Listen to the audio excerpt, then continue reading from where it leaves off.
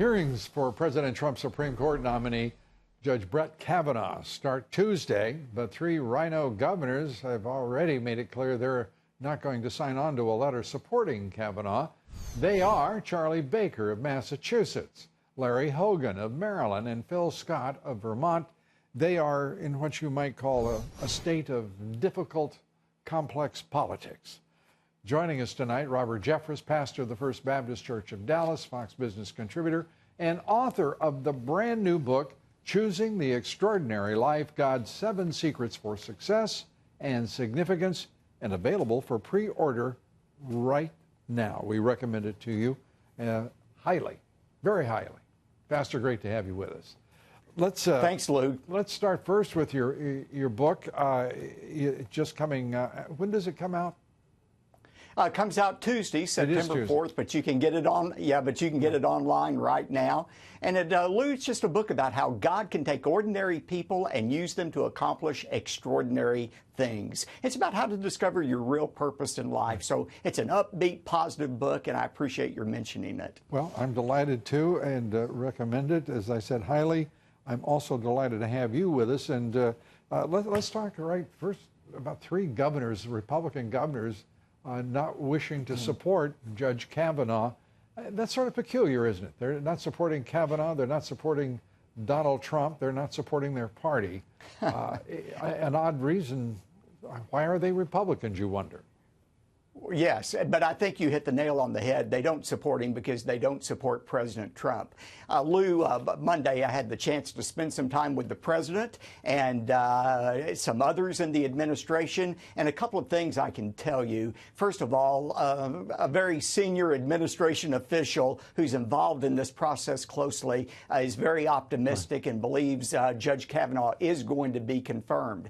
But I can also tell you, I think these hearings that begin Tuesday are going to be great for the midterm elections. I think it's going to motivate Republicans to get out and vote. First of all, it's going to remind them why they support the president. I mean, here's the 2nd Supreme Court justice in less than 2 years, and why we need a Congress to support him. But I think it's also going to remind people how wacko the Democrats have become as they listen to Democrat members of the Senate Judiciary Committee show how far left they have gone out of the mainstream with this country.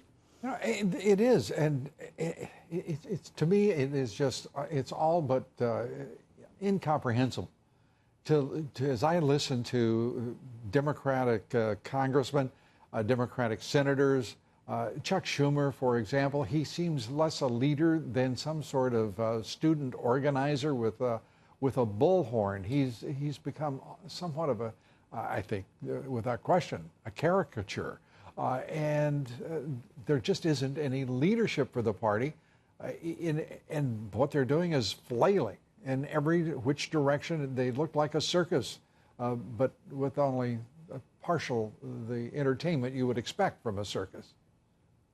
Well, that's exactly right, and I think that's going to be a plus. These hearings could not be coming at a better time. And look, it's just a great reminder for us, Lou, of what is at stake here and why we can never let the Democrats become in charge of anything ever again. Well, that it's going to be, I mean, it's already, I was going to say it's going to be, it's already clear that we're going to have a savage campaign leading into the November 6th. In almost every state. It's already brutal in Florida, in Arizona, around this country, the state of New York. I mean, it's impossible to describe the atmospherics of this political system in this state. It is, but let me give you some good news, Lou. The president is as upbeat as I have ever seen him. And when I talked to him, he had 3 things on his mind: the booming economy, his unprecedented approval rating among Republicans, 90+%, and 92%. The midterm elections. Yeah, 92%. And look, contrary to reports, he is not panicked about the midterms, but he is very focused on them. And he told me and later our faith leaders of the dire consequences, the reversal of policies that would occur if the Dems are elected. And I told the group later, I said, if the Dems get in charge, they're either going to oust this president from office or paralyze him while he's in office, and we cannot allow that to happen. Yeah, we've already seen this president, quote unquote, paralyzed, and all he's done is achieve more than any president in modern history in less than 2 years in office.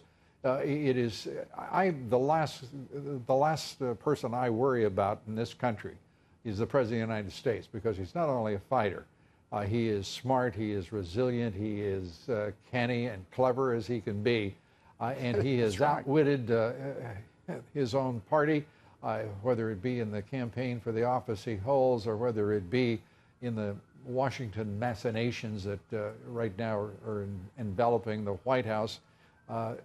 And here we are, over 2 years into quote-unquote collusion investigations, a special counsel. They've done their dirtiest worst. I'm talking about the Dems and the left, as well as the rhinos in the Republican establishment. There's a reason people are lining up right now in Evansville, Indiana. That's right. Just for an hour or so of his time to share an evening with him. I mean, this is where we were in 2015 and 2016. Lines running around blocks because they wanted to see this guy who said he could lead the nation and institute smart government where only dumb government had prevailed previously. Robert, I'm delighted to have you with us. And Lou, yes, sir. Thanks for having me. I was just going to say, the morning after these elections, the morning after, regardless of how they go, there's a long list of people he needs to fire before he goes forward. It's imperative he do that. This is where I get to say amen. Pastor, appreciate it. Robert Jeffress, as always, good to have you here. Thank you.